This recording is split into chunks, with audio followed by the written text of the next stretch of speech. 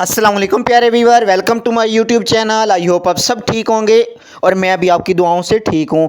आज की वीडियो में मैं आपके साथ शेयर करने वाला हूँ एलोवेरा का जो पौधा है इसको हम कैसी मिट्टी में लगा सकते हैं, कौन से सीज़न में हम इसके पौधे लगा सकते हैं और ये पौधा काला क्यों हो जाता है, ब्लैक क्यों हो जाता है, गलना शुरू क्यों हो जाता है और इसकी तादाद हम कैसे बढ़ा सकते हैं, इसके न्यू जो बेबी प्लांट हैं वो ज़्यादा कैसे आते हैं, ये सारी इन्फॉर्मेशन आपको मैं इस वीडियो में दूंगा। तो वीडियो शुरू करने से पहले आपसे एक छोटी सी रिक्वेस्ट है, अगर आप मेरे चैनल पर न्यू आए हैं तो चैनल को सब्सक्राइब कर दें, लाइक कर दें। तो चलते हैं अपनी वीडियो की तरफ। एलोवेरा का जो पौधा है ये एक सकुलेंट प्लांट है, इसको बहुत कम पानी की ज़रूरत होती है। पहली बात तो ये इसको बहुत कम पानी दें। अगर आप इसमें ओवर वाटरिंग कर देते हैं तो इसकी ग्रोथ भी नहीं होगी, ये गलना शुरू हो जाएगा, इसकी रूट्स गल जाएंगी और ये पौधा ख़त्म हो जाएगा। दूसरा, इसकी मिट्टी हम इस्तेमाल करेंगे जो हमें आम नहरों से मिल जाती है, नर्सरी से मिल जाती है, भालू मिट्टी, हम उसमें इसको ग्रो करेंगे। ये बहुत फास्ट ग्रो करेगा, इसके न्यू बेबी प्लांट भी आएंगे। अगर आपके पास मिट्टी अवेलेबल नहीं है, भालू मिट्टी अवेलेबल नहीं है, तो आप कोयला को पीस कर उसमें भी लगा सकते हैं। दूसरी चीज़, आप राइस हस्क में भी लगा सकते हैं, चावल के छिलकों में, और इसको कोयला में भी लगा सकते हैं। मिट्टी आपने जब भी इसके लिए लेनी है, आपने सॉफ्ट लेनी है, आपने हार्ड मिट्टी का इस्तेमाल नहीं करना, क्योंकि जब इसके न्यू बेबी प्लांट आते हैं तो इसको नरम मिट्टी की ज़रूरत होती है। दूसरा, ऐसी मिट्टी लेनी है जहाँ नमी तो रहे लेकिन उसमें पानी बहुत ज़्यादा नहीं रहे।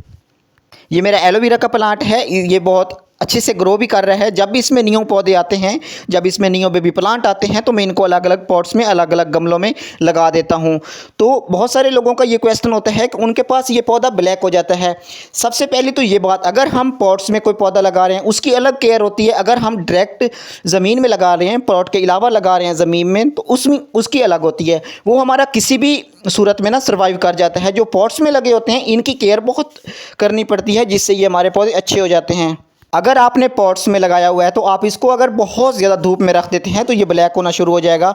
और अगर इसको आप कंप्लीटली इंडोर रख देते हैं तब ये इसके जो बिल्कुल लीफ हैं ये बिल्कुल थिन हो जाएंगे, इनमें जेल नहीं होगा, बिल्कुल लंबी लाइन की तरह ये ग्रो करेगा और इसमें बिल्कुल भी जेल नहीं होगा। तो आप इंडोर भी नहीं रख सकते, आप इसको बहुत अच्छी सनलाइट पे रख सकते हैं जहाँ इनडायरेक्ट सनलाइट आती हो, मतलब बिल्कुल सूरज के सामने ना भी रखें, आप इसको ऐसी जगह पे रखें जहाँ बहुत अच्छी इसको रोशनी मिलती रहे। बिल्कुल सूरज के सामने नहीं रखें तो ये बहुत अच्छे से ग्रो करता है।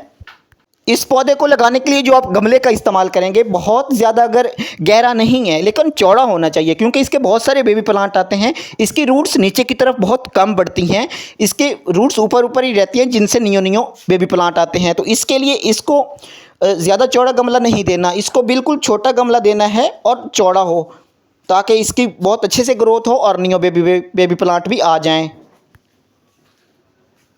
और जो इनको लगाने का सही तरीका है, जब भी आप कोई पौधा लगाते हैं, कटिंग लगाते हैं, आप मिट्टी में पहले होल कर लिया करें, फिर पौधे को लगाया करें। इसको लगाने के लिए मैंने आपके सामने लगाए हैं, तो ये देखें, ये बिल्कुल ज़मीन के ऊपर हाफ हाफ नहीं दबाए हुए, इनके ऊपर ज़्यादा मिट्टी नहीं, सिर्फ रूट्स वाला जो पोर्शन है वो ही मिट्टी में दबाया करें।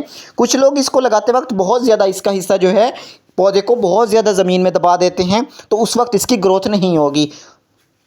और पौधे को लगाकर इतना ज़्यादा साइडों से नहीं दबाया करें कि इसके जो रूट्स हैं, इसका जो नीचे वाला पोर्शन होता है वो डैमेज हो जाता है, जिसके इसके टिश्यू भी डिस्टर्ब होते हैं और हमारे पौधे की ग्रोथ नहीं होती। लगाते वक्त दो चीज़ों का ध्यान रखा करें, बहुत ज़्यादा कटिंग हो या कोई भी पौधा लगा रहे हैं उसको बहुत ज़्यादा नहीं दबाया करें, बहुत ज़्यादा मिट्टी हार्ड नहीं कर दिया करें।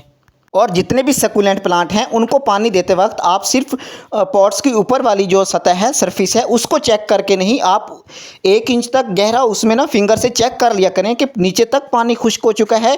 हमारी ऊपर वाली ज़मीन, जो ऊपर वाली सतह है वो तो खुश्क नज़र आ रही होती है लेकिन नीचे नमी मौजूद होती है, इसलिए पानी आप दे देते हैं लेकिन नीचे पहले से पानी मौजूद होता है, नमी मौजूद होती है, तो हमारे पौधे की जो रूट्स हैं वो गलना शुरू हो जाती हैं। ये चीज़ आप ज़रूर देखा करें। Thank you so much.